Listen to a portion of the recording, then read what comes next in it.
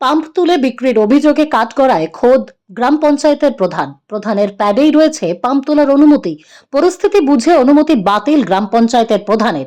এই ঘটনাকে কেন্দ্র করে এলাকায় পোস্টার প্রধানের নামে। পাম্পটা ভাঙা হয়েছে, তুলে নিয়ে গেছে ঠিক আছে এই সরকার থেকে, পঞ্চায়েতের লোক। কলটাই জল বেড়েছে, সব কিছু রেডি করলো, তারপরে কিছুদিন পরেই ভাঙলি গেল। হ্যাঁ, পুরোটাই ছিল ওই স্কুলেরই করেছিল, তবে ওইটা আগে করেছিল। ওইটা জল পড়তো কিন্তু একটু লিক ছিল, সেটা সারিয়ে দিলে ভালো হতো, মানে জল পড়তো আর কি। তারপরে কিছুদিন আগে ওই ওই তোমার প্রধানের বলছে, আমরা প্রতিবাদ করছিলাম যে কেন কিসের জন্য এই কলটা উঠানো হচ্ছে, বলছে না প্রধানের আছে নাকি টেন্ডার আছে নাকি কল উঠাবার জন্যে। যে কিসের টেন্ডার, আমরা তো জীবনেও শুনিনি যে কল উঠাবার জন্য টেন্ডার হয়েছে, এই প্রথম শুনলাম। কল আছে ভিতরে, আছে গ্রামের ভিতরে, ব্যক্তিগত আছে, কারো ব্যক্তিগত আছে, আর সরকারি কলও আছে। হারদার অঞ্চলের 11টি নলকূপের পাইপ তুলে বিক্রির অভিযোগ রয়েছে। গত 24শে মার্চ এই মর্মে গ্রাম পঞ্চায়েতের সদস্যরা বিডিওকে একটি চিঠি দেন। সেখানে জানানো হয় সবাই এর অনুমতি না নিয়ে পাইপগুলো কেন বিক্রি করা হলো তার কোনো অর্ডার কপি নেই এবং অঞ্চলের কোনো জেনারেল মিটিং দেখে তা আলোচনাও করা হয়নি। এরপর 2রা মার্চ নলকূপ কাণ্ডের দ্রুত পদক্ষেপের আর্জি জানিয়ে বিডিওকে স্মারকলিপি প্রদান করে সিপিআই এর হারদা শাখা।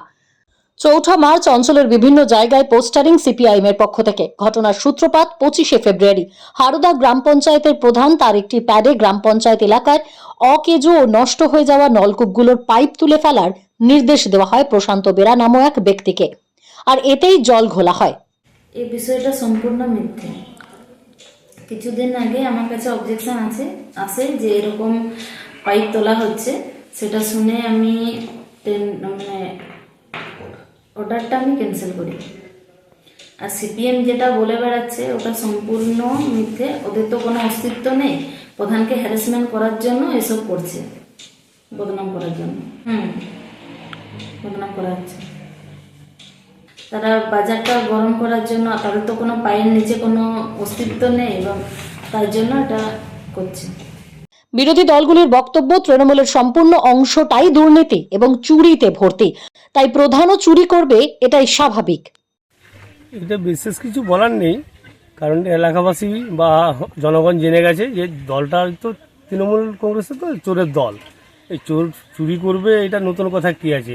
জনগণ সজাগ হচ্ছে, আগামী দিন চোরকে শাস্তি কীভাবে করতে হবে। এলাকাবাসী বলছে, কারণ এতে শিক্ষা স্বাস্থ্য সবই চুরি। এই সামান্য পাম্প চুরি এটা নতুন কিছু বিষয় নয়। এটা এই মানে দলটাই তো চোরের দল, এই দলের মধ্যে চোরের দলের চোরের প্রধান থাকবে, এটাই স্বাভাবিক। রাজেশ মন্ডল, ঝাড়গ্রাম থেকে অভিরাজ বেরার রিপোর্ট, টাইমলেস ডিভিকশন নিউজ।